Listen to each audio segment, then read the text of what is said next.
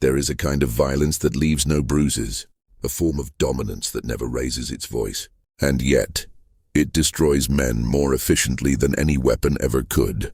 This is psychological violence, and the most dangerous thing about it is that you will rarely see it coming. Most men believe they are rational, logical, and in control of their choices. They think they choose their partners, decide who they love, and know what they want. But beneath that illusion lies an ancient game of emotional manipulation. Women have mastered this game, not because they are evil, but because it has been their means of survival for thousands of years. Control for them does not come from strength, it comes from influence. Carl Jung once said that the greatest power is not visible, but psychological. And that's exactly where women excel. Their dominance is not expressed through force, but through suggestion. Guilt, withdrawal, and attention. It is silent, but it's everywhere. Think about it. When a woman ignores your message, your mind starts spinning. When she gives you affection and then suddenly becomes distant, your heart begins to chase the high she gave you. This cycle of giving and withdrawing creates a loop of dependency, one that she controls without saying a single word. This is not coincidence, it's strategy, though often unconscious. Women are naturally attuned to emotional frequencies. They know when you are weak, when you crave validation, and when you will do anything to regain their approval. In that moment, she owns you, not through physical dominance, but through psychological violence. The tragedy is that most men never realize it's happening. They think it's love. They call it chemistry. They even blame themselves for feeling insecure. But in truth, what they are experiencing is emotional conditioning, the gradual erasure of their masculine boundaries through subtle control. In this video, we're going to uncover how it happens. We'll dissect the subtle moves, the emotional traps, and the invisible strings that women use to control you without you ever realizing it.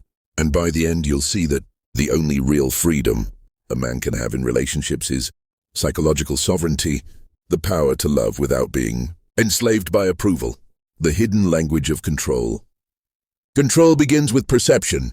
Before a woman controls you, she must first define reality for you. And she does this through what Jung called the projection of the anima, the inner feminine image within a man's unconscious. When a man meets a woman he finds attractive, he doesn't truly see her, he sees his own ideal of love and completion reflected through her. She becomes the symbol of his emotional fulfillment. That projection blinds him. It makes him give her a power she hasn't earned, the power to validate his worth. From that point on, the game begins. She doesn't need to manipulate directly. She only needs to respond selectively. One moment she gives warmth, admiration, and closeness. The next, she becomes distant or disinterested. The inconsistency is not random, it's the architecture of control. Psychological violence doesn't require aggression. It requires ambiguity. A man trapped in uncertainty becomes desperate to interpret every signal. He becomes addicted to decoding her silence, her tone, her body language. He stops thinking independently and starts reacting. Every emotion she triggers becomes another thread she weaves into his psyche. Think about how many men change their values, habits, even personalities just to please a woman. They call it compromise, but it's submission dressed as love. She doesn't demand it, she only rewards compliance with affection and punishes defiance with distance.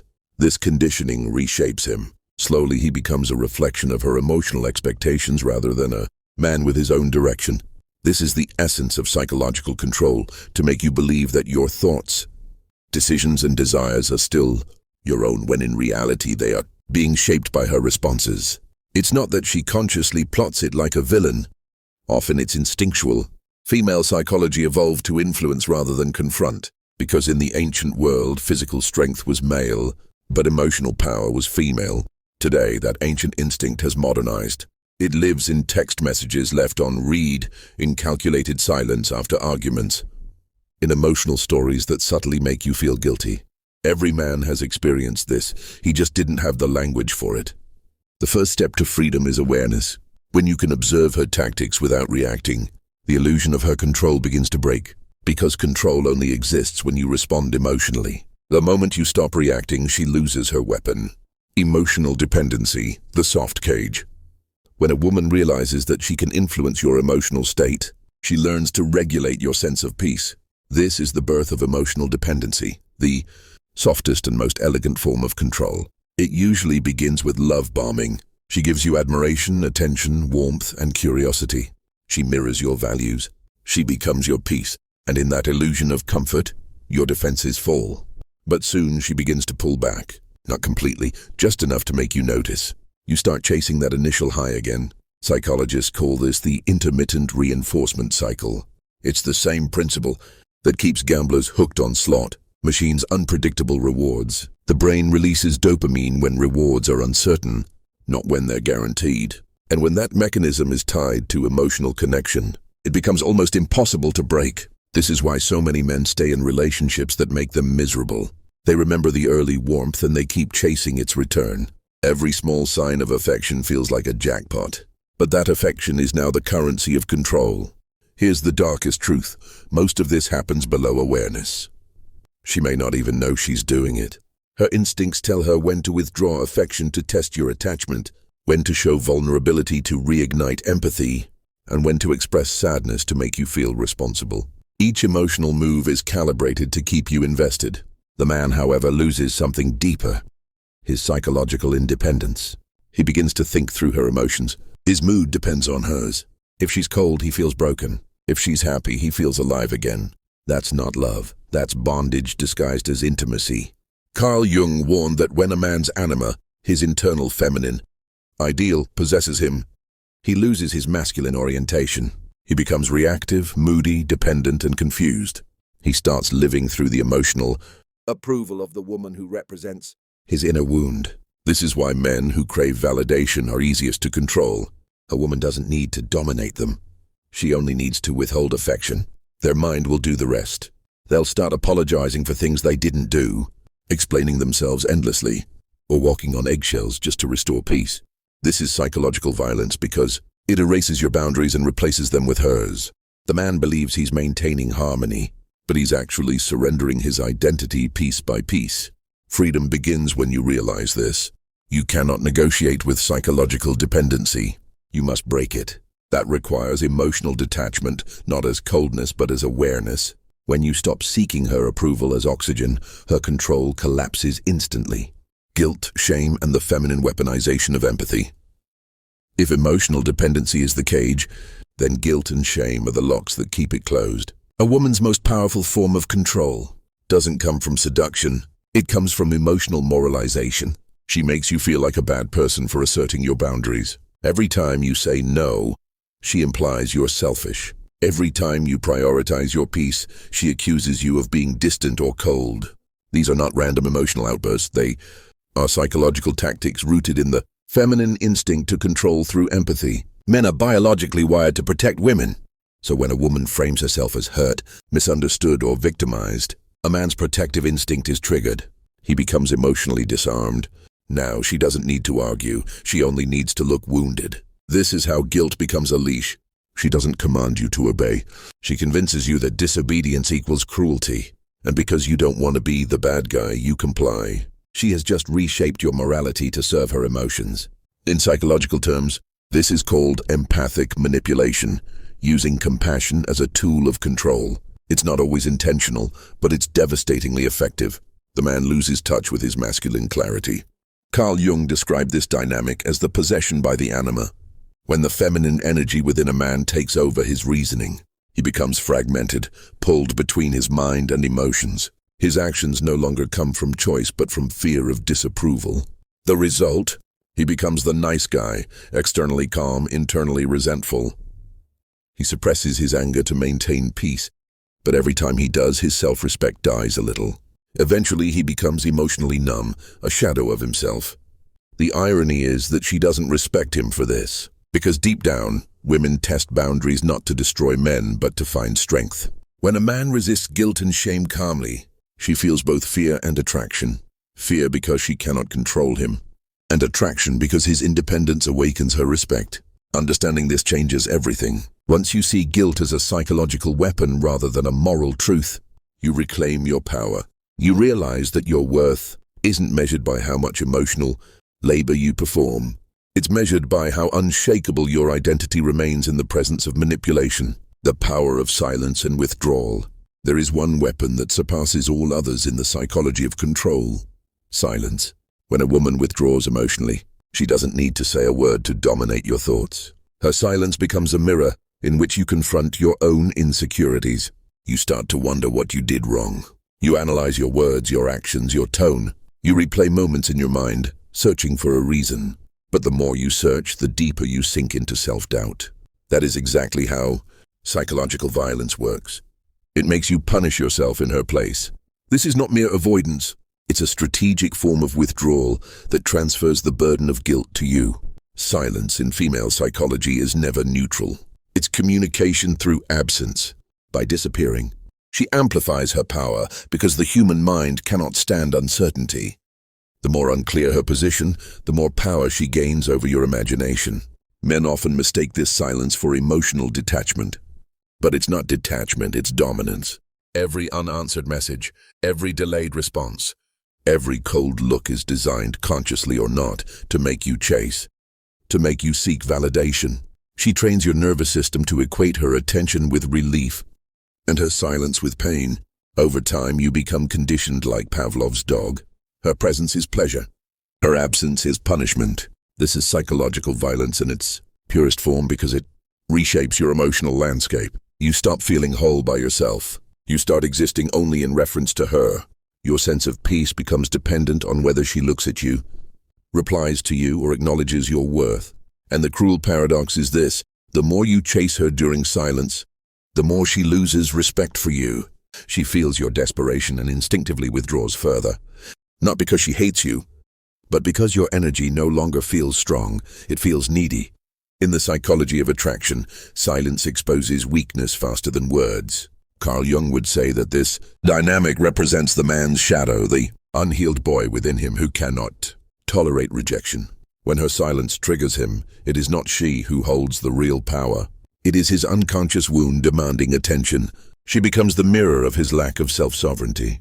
The feminine use of confusion and mixed signals. After silence, the next stage of control is confusion. Confusion is not chaos, it's a carefully balanced tension that keeps you emotionally addicted. She will say one thing and do another. She'll express interest, but keep emotional distance. She'll compliment you in one breath and criticize you in the next. Each contradiction destabilizes your logic and pulls you into an emotional spiral.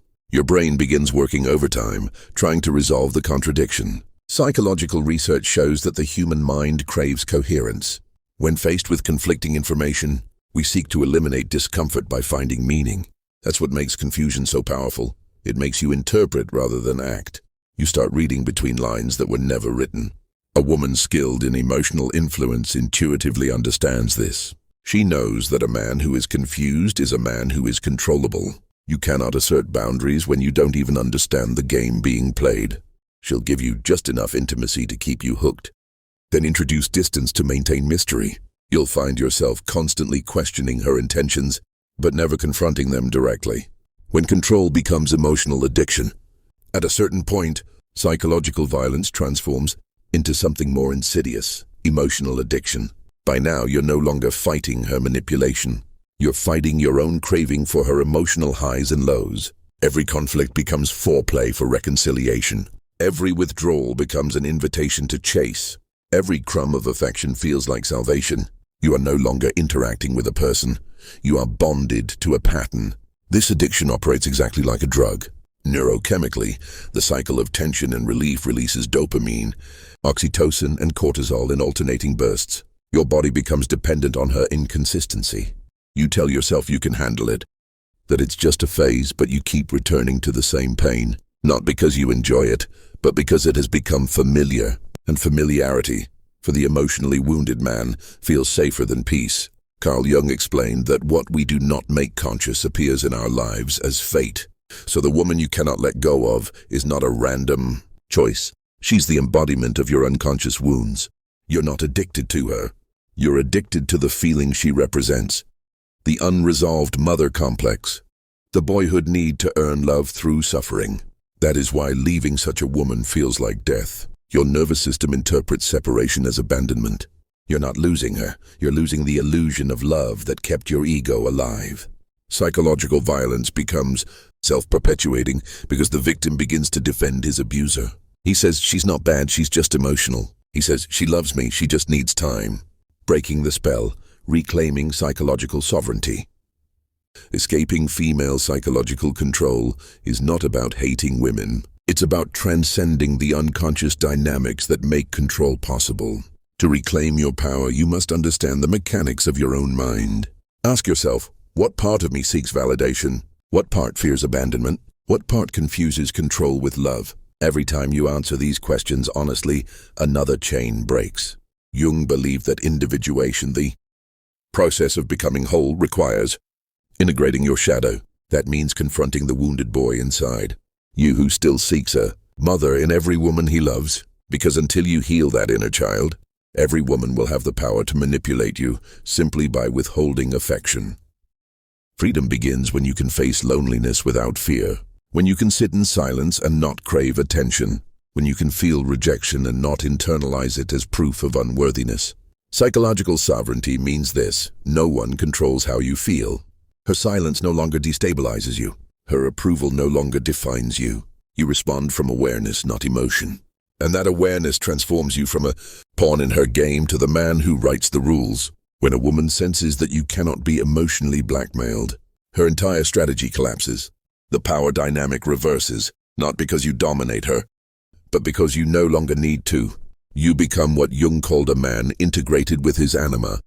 Man who honors feminine energy but is not enslaved by it. The final truth about psychological violence. Psychological violence is the art of invisible domination. It's the slow erosion of your identity through guilt, silence, and emotional confusion. And the tragedy is that most men will never even realize it's happening until it's too late. Remember this: no one can manipulate a man who understands himself. The moment you know your triggers, your insecurities, and your need for validation, you've taken away her only leverage. Real masculinity is not about dominance or emotional coldness. It's about awareness, sovereignty, and strength through self-knowledge. A woman can only control the man who doesn't know who he is. But when a man finally meets himself, no psychological violence can touch him.